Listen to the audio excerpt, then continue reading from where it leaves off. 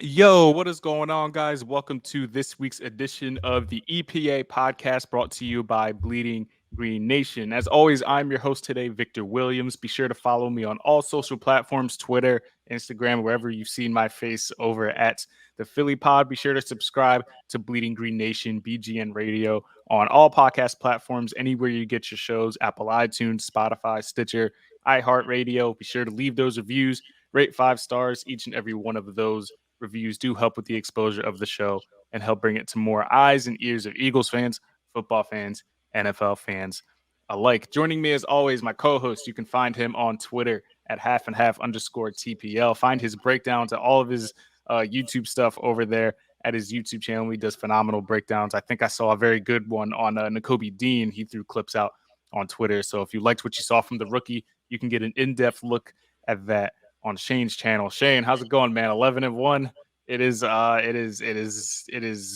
surreal to talk about a team that is not only at the top of the NFC, but a team that could potentially clinch a playoff spot as soon as this upcoming weekend. How's it feel, man? It feels pretty good. I feel like for a long time I've sort of hedged my bets and said that I thought the Eagles were a really good team, but I wasn't like quite ready to call them Super Bowl favorites. They're Super Bowl contenders. Like, the Eagles are Super Bowl favorites. You see the Chiefs lose this week. You see the Eagles just dominate a second straight opponent offensively in an entirely different way. And you have to say this is the most complete offense in the NFL, and it feels good to say that. Yeah, definitely. It looked that way, especially with the Eagles rushing for 360 plus yards against Green Bay and then turning right around and throwing for 380 yards on the Titans. Complete is a good word you can say for how Philadelphia is dissecting these teams, the most complete offense in the NFL. And to help us break down and talk about what the Eagles have done this season and the resurgence of Jalen Hurts is our good friend Alex Vigderman. He is the lead research analyst over at Sports Info Solutions. So if you want a guy who knows every single number and statistic about how good the Eagles have been this season, he is the man to go ahead and talk to. Alex, appreciate you for giving us a bit of your time to come up here and talk about the 11-1 Philadelphia Eagles. How's it hanging, man? Yeah, thanks for having me on. I that's definitely overstating on the number of numbers that I can tell you, but yeah, it's been so as a person who grew up in the Philly area, it's been sort of surreal to see the notes about like, oh, the last time the team was this good, like it's Super Bowl or bust at this point. And it was a little bit weird, I guess, to see some numbers getting thrown around from like ESPN's projections saying that like the Cowboys or the Eagles are like locks to basically make it. One of those teams is getting to the Super Bowl, and that would be a very stressful NFC Championship if that's the case. Yeah, if that's the way that the bracket shakes out, it'll be entertaining to say the least. That ESPN statistic, we already knew the Bills and the Chiefs and the Eagles were amongst the Super Bowl favorites. Nobody really takes the Vikings seriously. The Giants have kind of fallen off. We'll get into them. But for ESPN to have the Cowboys atop that list after beating down a Colts team that I know the Eagles struggled with, and Dallas put together a 33-point fourth quarter. But to have Dallas atop the list all of a sudden, I don't know if they factored OBJ into the mix. We'll talk about him later on. But absurd stuff from ESPN. We shouldn't be shocked to this point at the narratives that ESPN is trying to throw around. So Shane, I'll get your takeaways on the performance from Jalen Hurts and AJ Brown in just a second. But Alex, I wanted to get some information based on kind of what Sports Info Solutions is, what it is that you guys provide. How do you guys differ from other analytical tools such as Next Gen Stats and maybe some other platforms that fans use to kind of break down the game of football? Sure. So we actually started originally as a baseball company. In fact, sort of co-founded by Bill James, and so we brought in the same ideas that he really wanted to espouse in baseball analysis, which is basically taking as many objective or nearly objective data points as we can, collecting them all via video. We have dozens of video scouts who are watching games and collecting, your basic play-by-play, but also coverage schemes and blocking schemes and timing data and what everyone's doing on the field, what routes are being run, all that kind of stuff, press coverage, that sort of thing. And trying to take that information and turn it into whether individual smaller metrics or also these sort of like larger analysis tools like wins above replacement and that sort of thing, sort of building off of these individual components. And so we're doing this will all sound very similar to like a company like Pro Football Focus. So we're doing a lot of the same things that they're doing in a lot of cases. The next gen stuff is all, via tracking data. The way that we sort of fit into that is oftentimes there are a lot of elements that we collect that sort of accent on top of that. So things that the tracking data can't really capture the full nuance of. We think that we're well positioned to sort of add on top of that. Yeah, that's definitely some people kind of critique the way next gen kind of keeps track of stuff, because some of the stats seem so superficial that how did they come up with that number? I do data work for PFF, so I know how those metrics kind of go hand in hand with what it is that you do. But so many great tools out there to help people understand the game of football even more. Sports Info Solutions is one of them. So happy to speak with one of the men that is behind the great things that they do over there to help us better grasp what it is that the NFL is as a whole. So I guess now that we're done with the nerd talk, we talk about some Eagles football for what the listeners I'm sure have been eager to hear. The Eagles improved to 11-1 following their 35-10 victory over the Tennessee Titans. We all knew that AJ Brown was looking for revenge in this game, but we didn't maybe think that it would come in the form that it did, to go along with the firing of the Titans GM and everything that came with what AJ Brown did to that defense, and more specifically what he did to Christian Fulton. So Shane, your immediate takeaways as you're watching this offense unfold, watching the ball placement that Jalen Hurts had throughout the day, what AJ Brown was able to do against his former team. What were your main takeaways as you watch Gardner Minshew play out the rest of that fourth quarter? Yeah, 8 receptions for 119 yards and 2 touchdowns, and then the GM that traded you gets fired 2 days later. Like, that's got to be sweet if you're AJ Brown.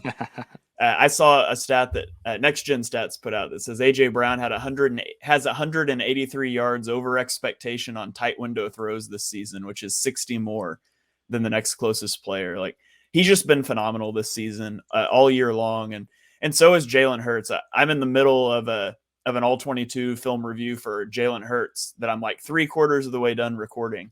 And I feel pretty confident saying this is the best game Jalen Hurts has played in his career. The amount of things the Titans threw at him, they threw blitzes, they rotated safeties, they were spinning coverages, and Hurts was able to just diagnose it all. And I watched the whole game, and I think there was like one throw he made that was inaccurate on a corner route that was underthrown. And then there was like one decision other than that all game he made that I didn't like. It was the one where he got strip sacked. And outside of that, Hurts played a nearly perfect game. And it's so the reason the Eagles are such a complete offense, like to go from what they did a week ago against the Packers, rushing for 363 yards, to then Jalen Hurts throwing for 380 yards. I had a thread just to cap off the nerd talk here and get in on it, because I missed the first It never part ends with you though, so I should just never to cap it off. Yeah. I put out that of the 8 offenses that I would define as elite, which I defined as more than 0.07 EPA per play, the Eagles are the only one that is in like the top, or that is at the top of both rush and drop back EPA. They're first in rushing EPA. They're 6th in drop back EPA.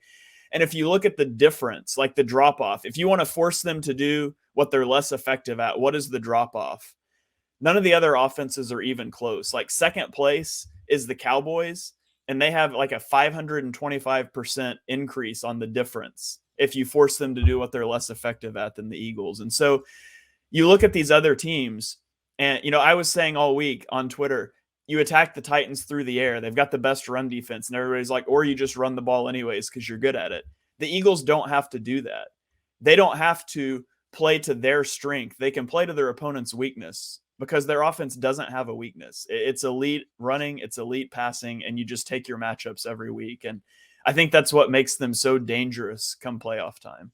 Yeah, surgical is probably the word I would use for what he was on Sunday. I remember the days dating back to last year where people were saying, if you force Jalen Hurts to beat teams with his arm, I don't know how successful the offense would be. Now it's arguably more lethal than the run game. If you're going to force Jalen Hurts to throw the ball, you get beat even worse than if Jalen Hurts were to take off with it and rush for over over 100 yards. And AJ Brown has a lot to do with that. AJ Brown in this game had 119 yards. I think all the Titans receivers put together had 174. So I know that's a running thing this season, keeping track of how many yards has in contrast to the whole depth chart that's over in Tennessee. But Alex, when it comes to AJ Brown and what a number one wide receiver can truly do for an offense, obviously Jalen looks more confident this year in comparison to throwing to Jalen Reagor and some of the other guys that were here last year. Does this, and you can compare it to what D Hop has done at Arizona, and more specifically to what Stephon Diggs has done for Josh Allen. How truly important is it for number one wide receiver for an organization to go and get one of those guys to help the early development of a quarterback that's still fresh in the league? Yeah, I think that the big deal, I mean, for Brown specifically, and the way that the Eagles receiver room looked before he showed up on the team, it really opens up areas of the field. And so, like, you've seen Jalen Hurts have a lot more success over the middle of the field, for example, particularly like the deep middle. He's got on throws 10 plus yards downfield between the numbers. He has literally double the yards per attempt that he did last year, like from 10 yards per attempt to 20 yards per attempt. So it just opens up areas of the field that you didn't have before. It allows, if you're sort of extending the top end of your receiving group, it allows Devontae Smith to have better matchups. And we're honestly not that good at measuring actually the impact of those players, but you can see sort of in the reverse direction, like the experience of watching the Bucks the last couple of years when you have like Evans and Godwin who have missed games, and seeing how Brady's performance sort of declines as he loses weapons. And you can kind of capture how important it is to have not only just one guy, but just like the sort of trickle down effect of multiple guys being out of the room, which is sort of the inverse of adding a great player like that. Actually, this is sort of a random thing about the Brown touchdown, the deep one, that like consecutive 40 plus yard play thing. First of all, that was awesome to have. Understanding that the first touchdown was not counted, but interestingly, the last time that happened in the real world, where there were actually two consecutive touchdowns, 40 plus yards in consecutive offensive plays, that was against the Eagles with Stephon Diggs and the Vikings a few years ago, where he had consecutive plays, 40 plus yard touchdowns, but those counted. Those were different drives. So yeah, it's been pretty awesome to have that big playability. And also, when you have a player like Brown who has that contested catch ability, which you were talking about earlier, like Jalen Hurts is not throwing into a lot of tight windows in general. He's got pretty open receivers a lot of the time, but he understands that he can throw into a tight window with Brown, and he can make those tough throws and trust Brown to make that play. And that trust is pretty important. Like, that's the thing. If we're talking about playing against the Giants, like Daniel Jones doesn't necessarily have that. That's why like the Kenny Galladay thing hasn't really worked out, because you need, that he's a contested catch guy, but if the quarterback doesn't trust it and doesn't like see the opportunity to throw it, even if he can't see the player wide open, like that limits your ability as an offense. Yeah, AJ Brown's late hands too kind of helps out. If the defender doesn't see what your hands are doing until the ball gets there, it's pretty hard to defend. And Sirianni and Steichen curate that offense to predicate on the run after catch as well. So they've gotten good with doing that. It's funny you bring up the Diggs, because I remember Rasul getting burned like ridiculous on those plays back when Rasul, like before his resurgence with the Packers, and us as Eagles fans were dissecting everything he was doing. And I remember Diggs torching him for that. So it's funny that you bring that up. Shane, we've been talking a lot about these tight ends. Jack Stahl, 3 catches, 41 yards, and Calcaterra had a catch for 19 yards. I know you wanted to ask Alex about the tight ends and the effects that Jalen Hurts is suffering, or maybe not suffering now, since Quez Watkins has decided to get involved in the offense. Were you happy, Shane, with what you saw from these tight ends, or are you just counting down the minutes until Dallas Goedert returns to the lineup? I'm still counting down the minutes until he gets back.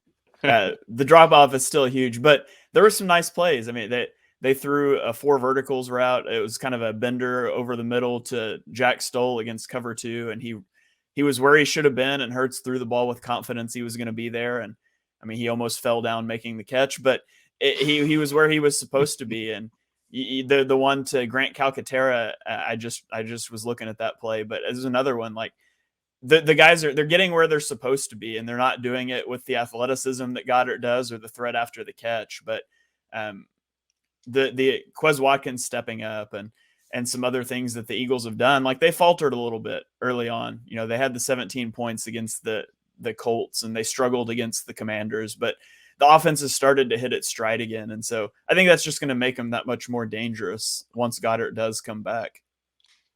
Yeah, I think the Watkins thing is probably bigger than the tight ends. I think we have a reasonable understanding of what those guys are going to be able to accomplish. But Watkins being able to show a little bit more diversity in the kinds of routes he can run, where he's lining up more in the slot, running those shorter routes, playing a little bit more over the middle of the field. Like, we're used to seeing him make those sort of like splashy plays downfield, but being able to be a little bit more flexible in how he gets used and still having success has been pretty great. And yeah, the tight ends feel, I mean, this is kind of a dated reference, but I'm picturing like the Kevin Boss on the Giants, or just like a guy who's like running over the middle, running seam routes. He'll catch some passes every once in a while. And like, if you decide to build the offense around him, like that's probably more on you than anything. I don't have a lot of optimism about the tight ends without Goddard, but I don't think that's not important.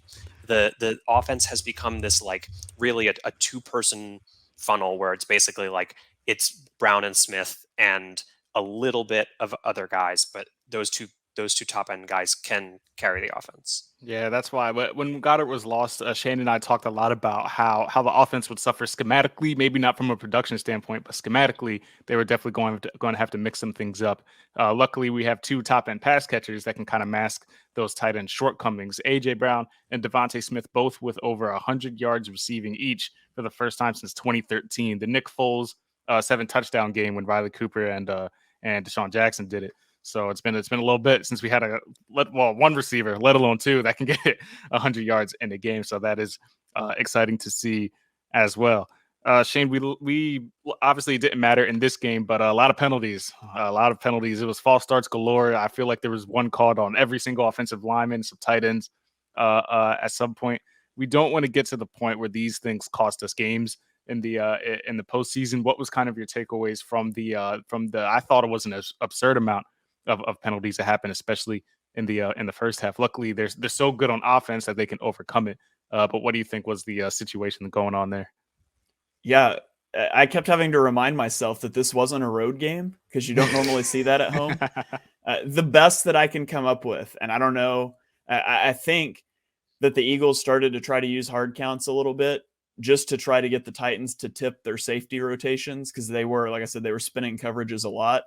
That's not something the Eagles usually do, and it was not going well. And they kind of just cut it out in the second half. So that's the only thing I can come up with that makes sense why there were so many false starts in the first half. Because other than that, it really doesn't make sense. But it's not something I spoke about it on the post-game show. It's not something I'm really concerned about because it's happened really one half of 12 games. So it's not like it's been a recurring thing.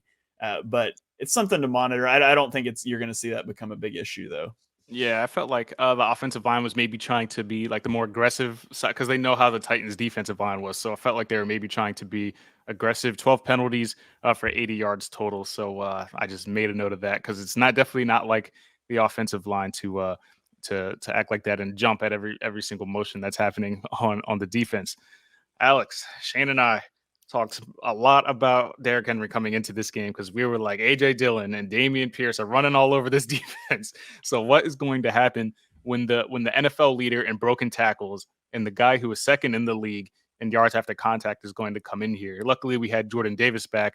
I think he played under 10 snaps though. If I remember, I think he had 6 snaps if I remember correctly. Derrick Henry 11 carries for just 30 yards, 2.7 yards per carry. We knew that they were going to get away from the run once they got down, but even in the beginning, he wasn't getting any headway. How encouraged were you to see that the Eagles defensive line was able to keep one of the most dangerous running backs in the league at bay? Yeah, encouraged. I will say that Henry has in the last couple of weeks had kind of a downturn as the season is going on. And yeah, well, but also the way that he plays, it's like it reminds me of Adrian Peterson also, where it's like a lot of small runs and then he'll break off a big one. And then over the course of the game, you get those like bigger chunks and chunks. So like you're very often seeing a Derrick Henry game in which he has like 12 carries for 28 yards in the first half or something like that. And then he ends up with 150 at the end of the game. And the advantage to the way that game worked out is that he got taken out of the game and he wasn't sort of allowed the opportunity to make those bigger chunk runs at the end of the game. Yeah, And Derrick I Henry think is my mistake. I was looking at the number here. Derrick Henry's notoriously like wears down defenses. Like his yards per carry goes up increasingly as the game goes on. So to your point, yeah, the yards per carry are drastically higher in the fourth quarter than they are in the first. So yeah, and having added the guys that they have on the defensive line in the last couple weeks and a couple weeks into their tenure on the team helps. It gives you more rotations as well, so that guys don't get as tired by the end of the game if you were running into that situation where Henry's going to beat you up at the end. But I think the combination of him not breaking off big runs at the beginning and then the team sort of taking him out of the game by the second half makes for a lot easier time. yeah, we Shane and I were always talking about how like we'd much rather have Ryan Tannehill throw to like Traylon Burks, who made a nice catch. Thankfully he's okay after that wild hit he took from Marcus Epps, but we would much rather deal with Ryan Tannehill than Derrick Henry. Shane, your thoughts on Derrick Henry as well as the pass rush? Josh Sweat 2 sacks, Hargrave, Brandon Graham, Fletcher Cox, Hassan Reddick each had 1 as well. The defensive effort I feel like has been better as the weeks have gone on. Gannon gets a lot of flack, and I can't remember, Shane, which side you're on of the Gannon hate train. I can't remember if you're the supporter or not of what Gannon is doing, but he has his defense getting to the quarterback, and for a team that was third to last in sacks last season, it's definitely a welcome sight to see them get after the quarterback. How happy were you with their performance against King Henry, in addition to the pass rush and getting after Ryan Tannehill? Yeah, anybody that's crying out still to fire Jonathan Gannon. Yeah, you're the supporter. Lives in a fantasy land where they want to have 2 safeties over the top, but also have 8 in the box and blitz every play, but double cover everyone. Like if you could put 18 defenders on the field, that defense would work, but you can't. I think Gannon's done a fantastic job this season.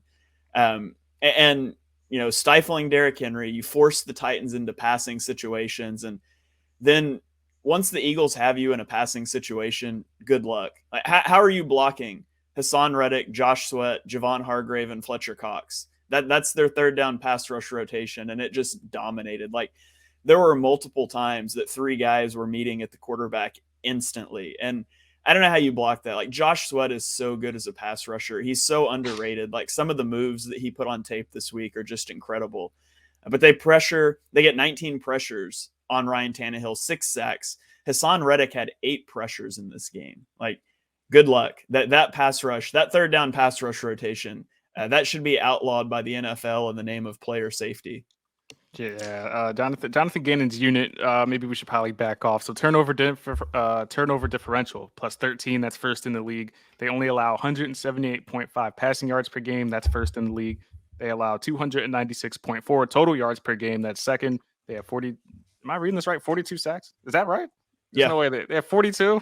Dang, I was like, yo, they amplified that number. That's second in the league, and they allow 18.8 points per game, which is tied for 7th. So the man deserves some credit, but he's probably going to be lost next offseason along with Shane Steichen, to many people's joy. But Gannon has done a fine job with that defensive unit this season. The one last thing I wanted to hit on before we go to break and talk about the Giants is the special teams. We've been screaming day in and day out, especially at the trade deadline, that we wanted to bring in a guy that can maybe like fair catch a punt, like just don't create negative plays. Like maybe you can at least let it go out of bounds. Like we don't want negative plays, we want neutral plays. And the special teams actually created positive plays on Sunday. Britton Covey had 3 punt returns of 20 plus yards. I believe he had 105 yards in the game total from punt returns. Christian Ellis made a nice tackle on special teams as well. So I heard that Sirianni was in the special teams meetings with Michael Clay. I'm not sure if that's true or not, but whatever they did that morning, whatever they did during the week, they need to do it moving forward. Alex, I don't know how much of a Britton Covey fan you are, because we were screaming for him in training camp, and then now the more we watch it, we're like, Devin Allen, you got to sign somebody, you got to bring Sproles out of retirement, you got to figure it out, you got to do something. Were you impressed with what you saw from the special teams unit on Sunday? Yeah, I mean, Covey definitely flashed in a way that he's not uh, in the rest of the season. And you know, special teams is tough because you're trying to get these like punctuated plays, right? You're not often making big returns. I think people think of big return touchdowns and Deshaun Jackson and whatever, but like most of the time it's not that. It's most of the time it's making good decisions about fair catches. It's not making negative plays, not trying to make too much out of it. And so just getting a couple of those plays, they happen to occur in the same game. If they had occurred a little bit more smattered across the weeks, I think we'd feel a little bit better about him. But it's nice to see that that's at least like a thing he's capable of. Yeah, I think him doing at least showing that he can return kicks. I heard that the punter outkicked his coverage, so people were telling me that. But hey, anytime you can get some returns, you can definitely at least write home about that and be happy about it. Shane, when you watch the special teams, were you like, oh my goodness, something's happening, or were you just like, this is just a flash in the pan, we'll figure it out? Yeah, I mean, as I've often said on this podcast, the Eagles special teams unit is elite. Yeah, you should never doubt Michael Clay or Britton Covey, and definitely don't go listen to our old episodes or Twitter search me on that, because I've always said that. I promise. I don't know. It's nice to see the Eagles, like that was a thing that we were worried about, and I'm not worried about it now because of one game. It was nice to get punt returns, but to be honest, like that's the least thing. I'm still more concerned about negative plays. We've seen muffs on punts, we've seen field goals get blocked and almost get blocked. We've seen the kick coverage. Like that's the bigger thing for me. The Eagles offense is so good that the difference in a 5 and a 20-yard punt return is not that big for me. So it was nice to see, and I'm happy that we saw it. I hope it continues, but really the biggest thing to me still with special teams is just avoiding those negative plays, giving up fake punts. Those things are such big swings in games. Yeah, it's sort of, I mean, the kicker is the most sort of visual or visible part of this, right? You don't want to know, you don't want to think about the kicker. You want him to just walk up, hit a kick, go away. And if you're thinking too much about your kicker or your punter, then things are going bad. And so the returners are sort of same kind of thing. Like as long as you're not yelling at somebody, then you're doing an okay job. And sometimes, yeah, a lot of fair catches can feel not great. But if the fair catch is the difference between that and fumbling something or making negative yards or getting penalties and that sort of thing, like that's avoiding big negative plays is the name of the game, especially when you're doing well enough on the offensive and defensive side of the ball as the Eagles are. Yeah. Let me, Alex, let me get your take on one other thing. So Nakobe Dean, drafted in the 3rd round, was thought maybe to be a 1st-round pick before he fell. He comes into this game for an injured Kazir White. Now, he'd only played 2 defensive snaps, and I think they were all the way back in week 1. He played 15 snaps in this game, and he ends up leading the team in tackles with 6. He had a tackle for loss. And again, he only played 2 defensive snaps prior to this week, which maybe there's something to that. Last week, Reed Blankenship had only played 2 snaps, and then he comes in and he picks off Aaron Rodgers. So maybe the Eagles just need to go scour the NFL waiver wires for someone that's only played 2 defensive snaps and just make this a weekly thing. But what did you think of Nakobe Dean's performance in this game? Yeah, I mean, it'll be exciting to see if him and Jordan Davis can sort of pair up over the back end of the season. I think it was great to see that he made an impact immediately. I think that it's probably not something that you should expect. Certainly the sort of like density of how many plays he made and the number of snaps he had.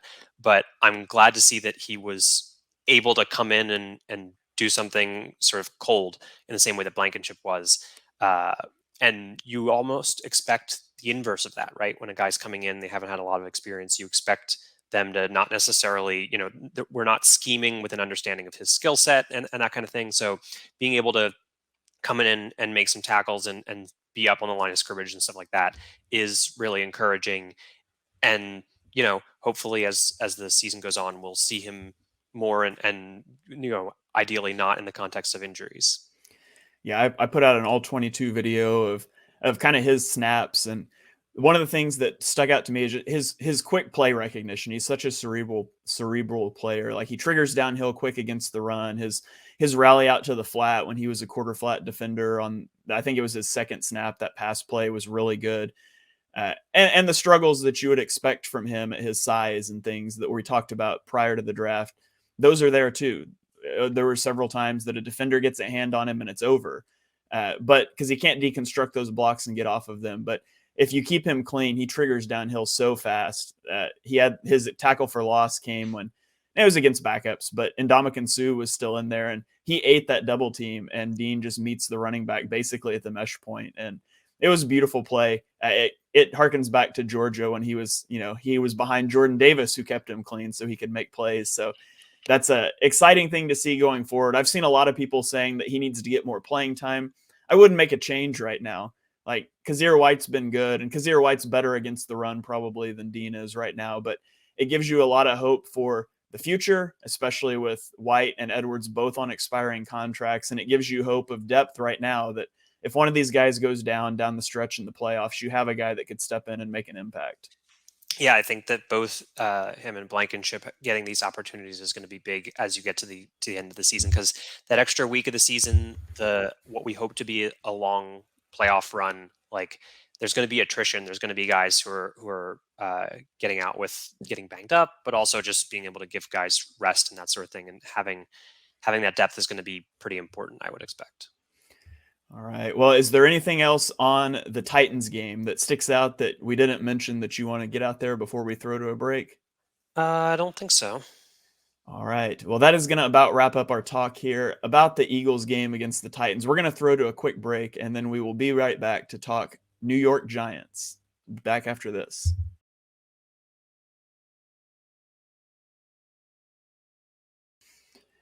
And we are back here on the EPA podcast. We just finished breaking down the Eagles' victory over the Titans. Now we're going to get into a preview of the upcoming matchup at the Meadowlands against the New York Giants. With a playoff berth on the line, the Eagles can clinch a playoff spot with a win over the Giants, or various other scenarios that just involve losses of other teams. I think that's a foregone conclusion, but this is an important game for the Eagles to try to maintain their edge for the 1 seed. It's also a very important game for the Giants, who are battling for a wild card spot. Alex, we saw the Giants start out the year really strong. You get the new coach, you get the bump, all of those things. They've really hit a lull over the last 5 weeks. They are 1-3-1 in their last 5 games, with that lone win coming over the Texans. As I've kind of watched the Giants, the biggest thing that has stood out to me is the decline of their running game. In those non-Texans games, so the 3 losses and the tie, Saquon Barkley has rushed for 53, 22, 39, and 63 yards. And I don't think it's all been on Saquon. Like, their offensive line has been banged up and just kind of generally bad. But what have you seen from this Giants offense that has led to their tailspin over the last few weeks? Yeah, I think the Saquon thing is really relevant, like even including the big game against the Texans, which, everybody has a big game against the Texans, but he has, I think, 4 total broken and missed tackles, according to SIS charting, in the last 4 weeks. And he was, his rate of breaking and missing tackles was 3 times that in the rest of the weeks prior. So he's really lost some of that, the wiggle that he had at the beginning of the year. Actually, the offensive line, in terms of our metrics, has been pretty good on a per play basis over the last month, despite Barkley. So from our perspective, statistically, it actually has been a little bit more of Barkley's decline and less of the offensive line. But I think, that's when your offense is so dependent on the run, including Daniel Jones running, you need to be able to be successful in that, because running in general is a worse proposition than passing. So if you're going to try and build your whole offense out of that, then you need to really be successful in it. We just played the Titans, who have a kind of similar profile, where they really need to be successful running the ball to succeed as an offense overall. Yeah, there's only 8 teams in the NFL with a positive rushing EPA, and the Giants are not one of those. They're 19th in rushing EPA over their last 5 games, 17th in drop back EPA. I'm surprised to hear you say that about the offensive line. Is that purely in run blocking, or how have you guys graded them in pass protection as well? I guess I've looked at them more in terms of pass protection, and I guess I just made that equivalent to being bad in run blocking as well. Yeah, so it's that there's definitely an imbalance there from their perspective. We do a couple of things in terms of the way that we evaluate offensive line. One of the primary ones is measuring blown blocks, which is basically being an offensive lineman being physically beaten. So not like a scheme sack type thing, but a guy being beaten one on one, basically, within the first few seconds of the play. And in pass blocking, the Giants are 28th in blown block rate.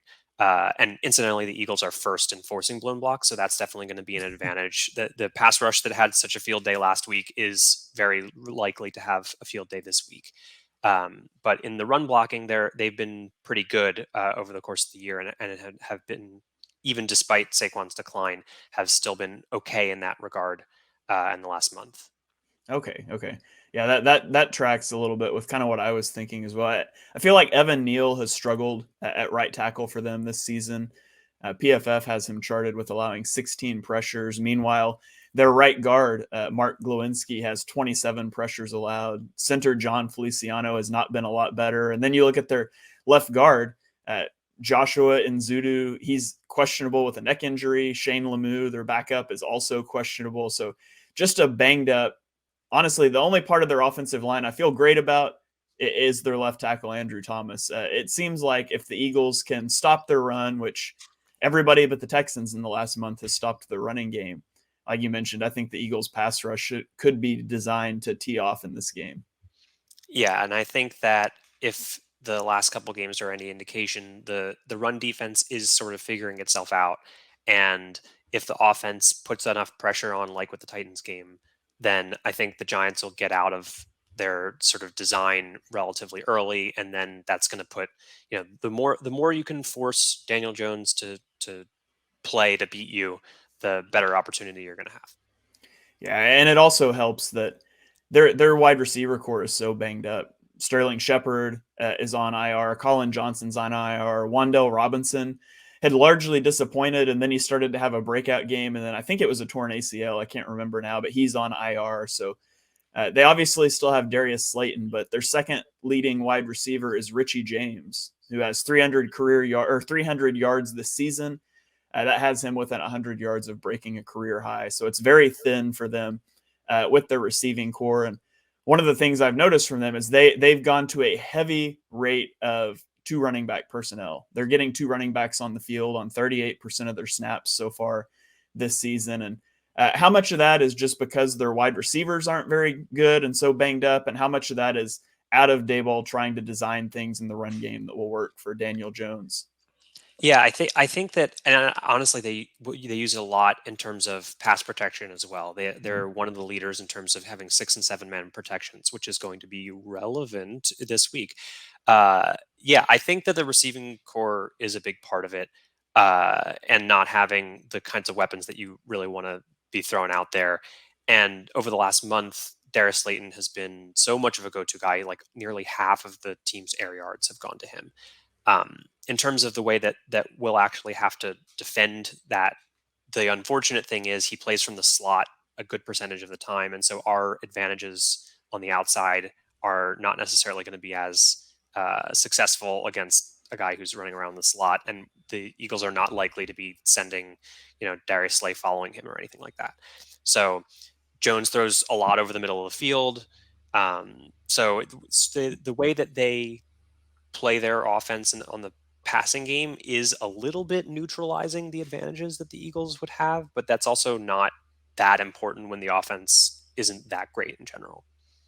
Yeah, and one of the things you've seen with Brian Daboll is just the link. I mean, and not that you shouldn't do this. You should do everything you can to make life simple for your quarterback, to simplify everything, but they made a living on that at the beginning of the season, and it started to catch up with them. But gimmicky has been thrown around about the Eagles offense, which isn't true. But if you wanted to point to an offense and say it's a little gimmicky, it's trying to prop up that quarterback, I think you could look at the Giants, who, they go up tempo 23% of the time. It's second highest rate in the league.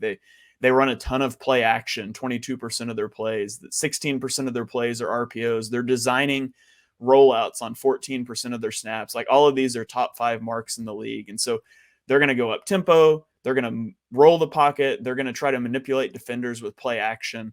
They're not afraid to run into stacked boxes, partially out of necessity with the receiving core, like we've talked about. So To me, it's going to be very important, especially like the Eagles linebackers are disciplined in this game and are able to hit their landmarks, things like that, not get sucked into the play action, maintain rush lanes on rollouts, things like that. That's going to be key for me with the Eagles defense.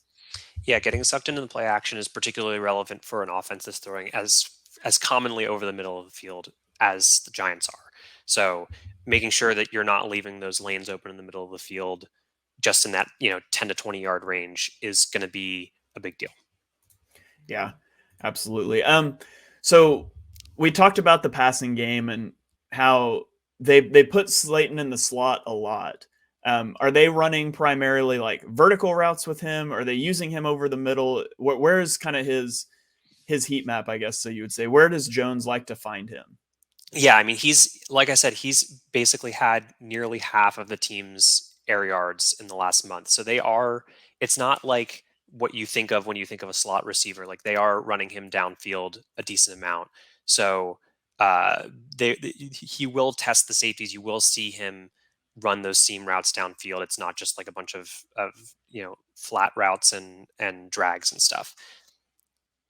All right. Well, anything else that you want to point out on the Giants offense before we turn the page and talk about a little bit about their defense? No, let's talk about the good matchup for us. Yeah, a great matchup. Per Football Outsiders, the Giants defense is ranked 28th in overall DVOA. They're 28th in passing DVOA and 27th in rushing DVOA. This is a team that you can run on, you can pass on, you can do about whatever you want to against them. If you're Shane Steichen, Alex, how are you going to game plan for this? Are you going to approach with a pass heavy script or run heavy script? How would you try to exploit mismatches here? I think that I probably lean towards the running game. The Eagles' offensive line has the third fewest blown blocks per play in the running game. The Giants, the 28th fewest forced. So that's like a really good matchup in terms of just having solid chunk yardage pretty consistently. And that also is going to put pressure on the Giants. Like if you're able to get that early, that just snowballs, as we've seen with this offense 2 weeks ago. Yeah. So if you can get the running game going early, which the Giants, I feel like it's funny that they don't force blown blocks, because I feel like the only strength of their defense is Dexter Lawrence and Leonard Williams, who are both having really good years on the interior, but it just hasn't really mattered. They've combined for 69 pressures, 9 sacks, 36 run stops. They were very highly graded by PFF, 91.4 and 83.5 respectively. And yet their pass rush isn't good and their run defense isn't good. Does this come down to linebacker play? What is it that causes the Giants run defense to be so bad when they have such good defenders on the line? Yeah, I think that also when we're talking about blown blocks like that, some of that is schematic. Although, like I said, in terms of the way that it's charted, we make sure that a guy who is entirely unblocked won't be charted as blowing a block in that scenario. That's potentially in terms of the way that the quarterback calls his protections and stuff like that. But in the run game, also the kinds of games that the defensive line is running and the kinds of schemes you're trying to get players in position where you're lining up players to get the offensive line out of their comfort zone, and they're not necessarily doing as much of that. The one thing that they are doing a lot of, actually, that kind of contributes to the overall defensive success without having individual performance, is that they stack the box a lot. They stack the box like a third of the time. And that will also contribute to the way that the Eagles might attack them in the passing game. So they're doing a lot of stacked boxes combined with a lot of man coverage, a lot of single high safety. And so there is potentially an opportunity to make plays downfield in the passing game. Yeah, they're one high shell on 64% of their snaps. Their 43% man coverage rate is the highest in the NFL. And they've got Wink Martindale, who just wants to blitz all day, blitz on 41% of their snaps, which is the highest in the NFL, but they only have 9 sacks from those blitzes this season. So as I watch them, I feel like they like to blitz a lot, but they're just not very good at it. And I do think it's going to open up opportunities. We know how Jalen Hurts loves to get deep to AJ Brown. Anytime it's one-on-one, single high safety, whatever. He's going to like to take those shots. And, we saw that against the Titans, maybe even in some situations where there were other guys that he could have thrown the ball to that were more sure, but he's going to put the ball up and let Brown try to make plays. I feel like this could be a big game again for AJ Brown. Yeah, I think that's reasonable, and not having James Bradbury on the other side of the ball helps a lot. I think that there's going to be some opportunities on those deep balls down the field, and the Giants are they're typically not scheming to defend those kind of throws. And one of the Achilles heel, I think, for the Eagles offense early in the season was just how poor they were against the blitz. We saw it all the way back in week 1, the amount of pressure that the Lions were able to get on Hurts, and it just didn't seem like they had answers to the blitz before the bye. And since the bye, I've been impressed by what they've done against the blitz. Against the Titans, I thought even Miles Sanders was really good in pass protection. We saw Jalen Hurts taking some checkdowns. And so the Titans, I believe, are the second most blitz happy team. Now they've got the Giants, who are the most blitz happy. If the Eagles didn't know how to beat the blitz before this stretch, they will know when it's all over. Yeah, and Hurts has been one of the foibles that Hurts has had this year is performance under pressure. And that's not necessarily something that typically you'd expect for a quarterback like him, being able to scramble. We've seen him extend plays and get not necessarily, I mean, the one thing that he has done this year better than I think he's done in the past is when he is scrambling and getting outside the pocket, he's not necessarily trying to force things too much downfield. He's going to take a couple yards on a scramble, and that's going to be a fine result.